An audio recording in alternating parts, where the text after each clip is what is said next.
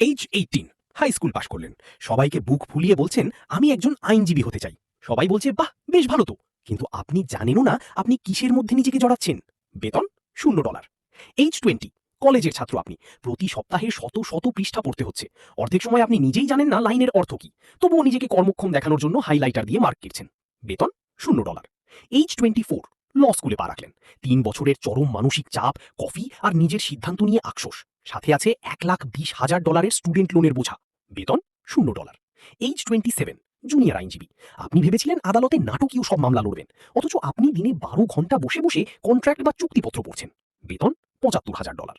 H 35 এখন আপনি আদালতে মামলা লড়ছেন, মানুষ এখন আপনার কথা শোনে কারণ আপনি প্রতি ঘন্টার জন্য তাদের কাছ থেকে $400 নিচ্ছেন। বেতন $1,80,000।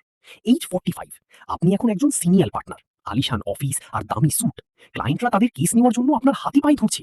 বেতন $4,50,000। দীর্ঘ 27 বছরের পড়াশোনা, বিতর্ক আর মানসিক চাপের পর আপনি অবশেষে চূড়ায় পৌঁছেছেন।